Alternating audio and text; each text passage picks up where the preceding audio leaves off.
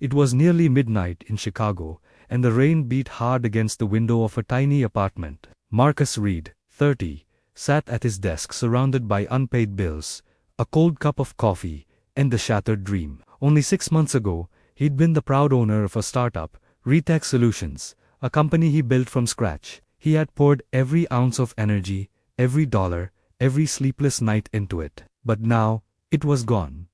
Bankrupt. A bad investment, a dishonest partner, and a market crash had taken everything. Marcus stared at his reflection in the dark window, a man who once dreamed of greatness, now broken and defeated. "I failed," he whispered. "I let everyone down." The collapse. Marcus had always been the kind of person who believed that hard work guaranteed success, but life had just proved him wrong.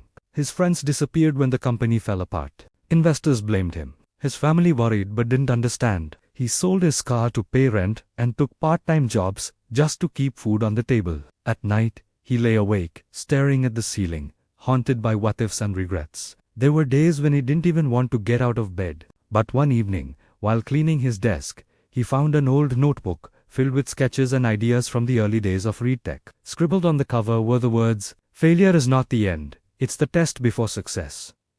He remembered writing that line during his college years, full of ambition and hope. Seeing it again reignited something deep within him. Maybe the fire hadn't died after all. Maybe it was just buried. The decision to rise the next morning, Marcus made a promise to himself. He would start again, not because it was easy, but because quitting would mean dying while still alive. He took a job at a small electronics repair shop. It paid little, but it gave him access to tools and time to think. While fixing phones and computers, Marcus started sketching new ideas, small devices that could make life easier for people with disabilities. His late father had struggled with Parkinson's disease, and Marcus wanted to create technology that empowered rather than excluded. It wasn't about profit this time. It was about purpose. The rebuild. He began working late at night, building prototypes in his tiny apartment. Money was tight, but he found creative ways to keep going, buying used parts, coding free software, teaching himself advanced engineering through online courses. Every day after work, he'd grab a cheap sandwich, head home, and work until dawn. His neighbors often heard the sound of soldering irons and quiet determination behind his walls. Months passed. The first prototype failed. Then the second, then the third. But Marcus refused to stop.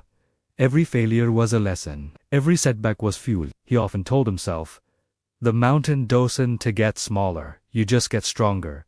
The breakthrough one night. After nearly a year of relentless work, Marcus finished building PulseBand, a wearable device that helped people with Parkinson's stabilize hand tremors using microelectrical pulses. He tested it on a retired teacher named Mr. Lewis, who had lived with Parkinson's for over a decade. When the device steadied the man's trembling hands for the first time, tears filled both their eyes.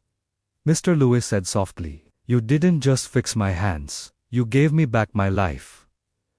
That moment changed everything. Marcus realized that success wasn't about wealth or fame, it was about impact. The rise. He launched a crowdfunding campaign online to raise funds for PulseBand. The first few days were slow, until a video of Mr. Lewis using the device went viral. Donations poured in. Within weeks, Marcus raised over $300,000. News outlets picked up the story. Local man invents life-changing device for Parkinson's patients. Emails flooded his inbox.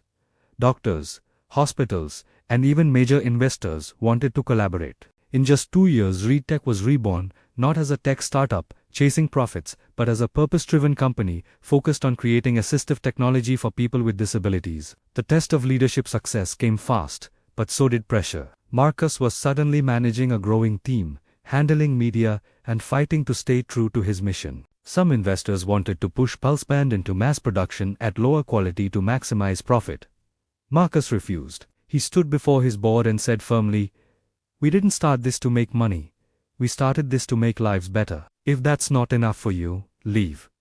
Half the investors walked out, but the other half stayed, inspired by his courage. That day, Marcus proved that leadership isn't about pleasing everyone. It's about standing for something, even when you stand alone. The expansion under his guidance, ReTech grew into one of America's top mission-driven tech companies. They developed affordable devices for hearing-impaired and visually impaired individuals. Marcus created scholarship programs for students from underprivileged backgrounds who wanted to pursue engineering. He didn't forget where he came from. He visited schools and told his story, not of success, but of failure, pain, and perseverance. At one event, a student asked him, "What if I fail like you did?" Marcus smiled and said, "Then you're one step closer to greatness.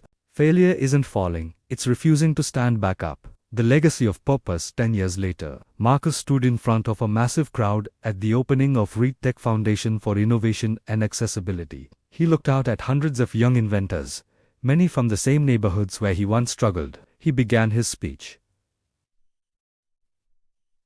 "When I lost everything, I thought my life was over. But the truth is, life was just beginning. I learned that leadership isn't about having followers. It's about lighting a path others can walk when they've lost their way. I built this not because I was fearless, but because I refused to stay afraid. So if life knocks you down, stand up. And when you can't stand, crawl forward. But whatever you do, don't stop."